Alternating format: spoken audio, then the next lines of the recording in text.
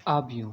आज हम पढ़ने जा रहे हैं आव्यूह मतलब मैट्रिक्स, जो कि 10वीं 11वीं 12वीं की क्लास का पढ़ाने जा रहा हूँ मैं, ताकि आप समझ सके। पहले कोई भी मैथ समझने से पहले उसका फॉर्मूला और सूत्र पढ़ना जरूरी होता है। बिना फॉर्मूला और सूत्र को पढ़े कोई भी मैथ बनाया नहीं जा सकता। अतः इससे पहले सबसे पहले मैट्रिक्स का फॉर्मूला जान लेते हैं। आखिर मैट्रिक्स क्या होता है।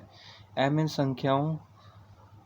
इन संख्याओं के आयताकार श्रेणी जिसमें m पंक्तियां n जहां इन पंक्तियां तथा n स्तंभ होते हैं। m गुणित m कोटि को आव्यूह कहते हैं। समझे। m इन संख्याओं का आयताकार श्रेणी जिनमें m पंक्तियां तथा n स्तंभ हो और n गुणित n कोटि का आव्यूह कहलाता है। इस सारणी को इस तरह से प्रदर्शित करते हैं, इस तरह से डैश डैश के परिबद्ध करते हैं। आव्यूह में mn संख्याओं में से प्रत्येक को आव्यूह कहते हैं। आव्यूह को साधारणतः abc इत्यादि से निरूपित करते हैं। यदि कोई आव्यूह a को ab पंक्ति तथा jb पंक्ति हो तो उसे iv का अवयव कहते हैं, मतलब उसका एलिमेंट्स है, तथा इसे ai का से निरूपित करते हैं। a गुणित n आव्यूह को इस प्रकार से लिखा जाता है। तो a equal a11 a12 a1n a21 a22 a2n amn am2 इस तरह से अनंत तक लिखा जा सकते हैं, जहाँ a ij को a गुणित m होता है। आव्यूह केवल संख्याओं की साधारण अवस्था है, इसका कोई मान नहीं होता है। अब आव्यूह के प्रकार। Type of matrix. शून्य आव्यूह, नल मैट्रिक्स।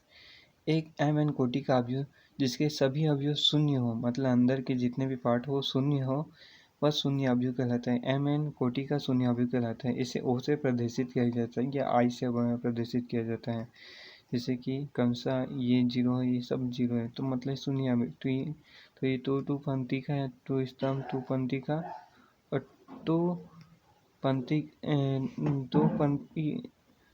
टू पंक्ति का है और 3 स्तंभ का है, तो ये कोटि के शून्य आव्यूह कहलाते हैं। पंक्ति आव्यूह वह आव्यूह जिसमें केवल एक पंक्ति होती है, पंक्ति आव्यूह कहलाते हैं। मतलब ये देखो एक पंक्ति, जैसे यहाँ 2 पंक्ति है तो इसे एक पंक्ति आव्यूह। स्तंभ आव्यूह वह आव्यूह जिसमें केवल एक स्तंभ होता है, स्तंभ आव्यूह कहलाते हैं। जैसे ये स्तंभ, ये इसको मिला के 2 स्तंभ है, तो ये देखो इसको मिला के 1 2 3, ये 1 2 2 और ये 3, ये तो 3 स्तंभ है, तो ये स्तंभ आव्यूह। और पंक्ति आव्यूह मैं समझ गया हूँ क्या उसे समझ सके कि पंक्ति आव्यूह स्तंभ आव्यूह क्या होता है।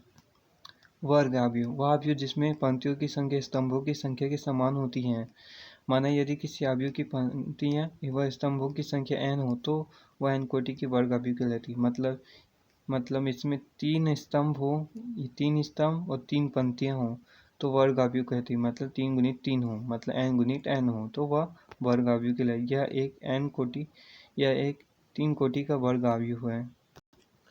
विकर्ण आव्यूह वह आव्यूह जिसके मुख्य विकर्णों के अवयवों को छोड़कर सभी अवयव शून्य हो, विकर्ण आव्यूह कहलाते हैं। अर्थात aij equal 0 for all a not equal to j।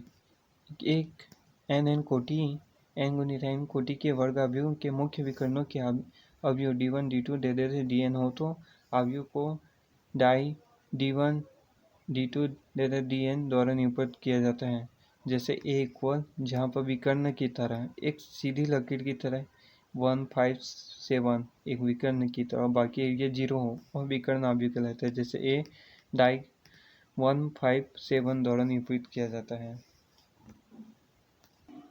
अदिश आव्यूह एक आव्यूह a इक्वल aij m गुणित n को अदिश आव्यूह कहते हैं। जहाँ aij equal 0 aij for all j is not equal to j। जहाँ jij k equal for all ai is j is not equal, जहाँ पर k is not equal to 0। अर्थात एक विकर्ण आव्यूह जिसके विकर्णों के अवयव समान हो अदिश कहलाता है। जैसे कि इसमें 5 है, इसमें भी 5 है, इसमें भी 5 है, तो एक अदिश आव्यूह कहलाता है। और बाकी सब शून्य हो। जैसे कि ये सब शून्य है, ये सब शून्य है और ये समान है, 5 5 5 है, मतलब ए आई जे इक्वल के हो, तो ये अदिश अवयव कहलाता है। नेक्स्ट, इकाई अवयव तत्समक अवयव। वर्ग अवयव A equal A I J M गुणित एन हो तो इस आज्ञा को इकाई अवयव कहते हैं, या तत्समक अवयव या आइडेंटिटी मैट्रिक्स। जहाँ फर्स्ट नियम क्या कहलाता है, ए आई जे इक्वल 0 हो for all A I is not equal to J, और यहाँ सेकंड बोला ए आई जे इक्वल 1 हो फॉर ऑल 5 आई इक्वल जे। जहाँ पर तत्समक इकाई अवयव या तत्समक अवयव से वही समझ जाना, वहाँ 1 होना चाहिए, वही तत्समक अवयव। जैसे कि इसमें लिखा है, अर्थात विकर्ण अवयव जिसके मुख्य विकर्णों के अवयव 1 तथा मुख्य विकर्ण के अतिरिक्त शेष अवयव शून्य हो इकाई अवयव कहलाते हैं। मतलब ये 1 हो, मतलब ये 1 हो और बाकी सब शून्य हो, वह इकाई अवयव कहलाता है। एक 3 कोटि का अवयव कहलाता है।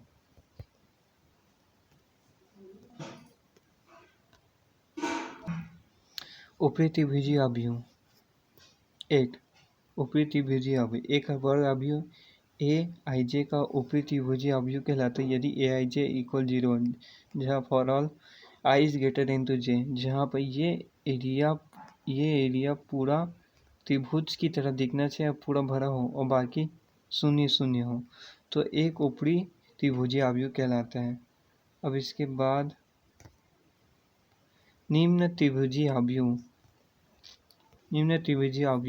एक वर्ग अवयव ए आई जे को निम्न त्रिभुजीय अवयव कहते हैं यदि A I J equal 0 for all I is less than J, जहाँ पर आगे का हिस्सा 0 और नीचे का हिस्सा त्रिभुज की तरह दिखे, तो निम्न त्रिभुजीय अवयव कहलाता है। 10 उप अवयव। वह अवयव जो किसी अवयव के कुछ पंक्तियों तथा स्तंभों के हटाने से बनता है, पहले वाले का उप अवयव कहलाता है। जैसे कि यहाँ पर ये दिया है एक तो मैट्रिक्स अवयव, अब इसका उप अवयव कैसे कहलाएगा। इसका उप अवयव जैसे ये इतना को निकाल के बनाया गया तो उसे उप अवयव कहते हैं। जो B equal Y J to A का उप अवयव, मतलब ए का उप अवयव कहलाएगा। अब अवयव की समानता। यदि दो अवयव A equal A I J N गुणित एन तथा B equal B I J N के बराबर है या समान कहलाते हैं यदि अवयव ए की पंक्तियों की संख्या बी की पंक्तियों की संख्या के समान हो। मैंने बताया था 3 गुणित 3 हो या वर्ग अवयव हो, तभी अगर ए भी वर्ग अवयव 3 गुणित 3 हो और बी भी वर्ग अवयव 3 गुणित 3 हो, तभी वह 3 गुणित 3 हो तभी, और ये ए का और बी भी अगर 3 गुणित 3 हो तभी जाके समान कहलाएगा। फिर उसके बाद लिखा है अवयव ए के स्तंभों की संख्या बी के स्तंभों की संख्या के समान होने चाहिए। मतलब वही है 3 गुणित 3 में एक स्तंभ और बी की स्तंभ समान हो। Third, A I J equal B I J for all I equal 1 2 3 दे दिस एम तथा जे इक्वल 1 2 3 दे दिस एम है। ऐसा होना चाहिए तो बराबर इक्वल है, मतलब दोनों के ए आई जे एक पंक्ति के और बी आई जे दोनों इक्वल हो तभी जाके वह बराबर होंगे। जहाँ पर आई इक्वल 1 2 3 दे दिस एम तथा जे इक्वल 1 2 3 दे दिस एम है। अब दो अवयव का योग। माना A equal I J N गुणित एन तथा B equal B I J N गुणित एन दो अवयव है जिनके कोटि समान है। तब A plus B I J equal A I J plus B I J for all I जहाँ आई इक्वल 1 2 3 दे देते हैं तथा जे इक्वल 1 2 3 एन।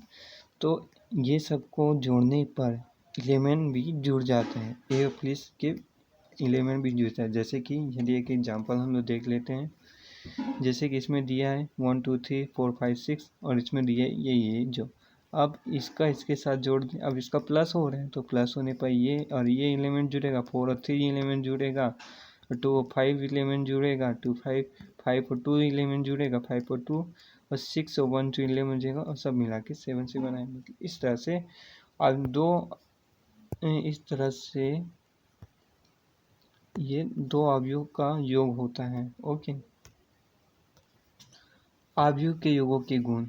अब गुण आके तो अवयव का योग के गुण मतलब उसकी कुछ गुण होते हैं। वो क्या क्या गुण होते हैं? तो अवयव के पहला, अवयव का योग क्रम विनिमय होता है। यदि a प्लस बी दो अवयव हैं तब a plus B equal B plus A भी होगा। जोड़ के देख लें, दोनों इक्वल आएगा। सेकेंड, अवयव का योग सहचारी होता है। यदि a प्लस बी व सी m गुणित n क्वांटिटी के तीन अवयव है तब a प्लस बी कोष्टक plus C equal A plus कोष्टक बी प्लस सी होगा। थर्ड, यदि ओ एक m गुणित n कोटि का अवयव है तथा a प्लस ओ इक्वल ए होगा तथा o प्लस ए हो तब o को योगात्मक तत्समक कहते हैं। जहाँ ओ 0 0, अब a के साथ 0 0 को गुणा करेंगे तो a ही तो प्राप्त होगा। तो जैसे कि यहाँ देख सकते हो a ही प्राप्त हुआ।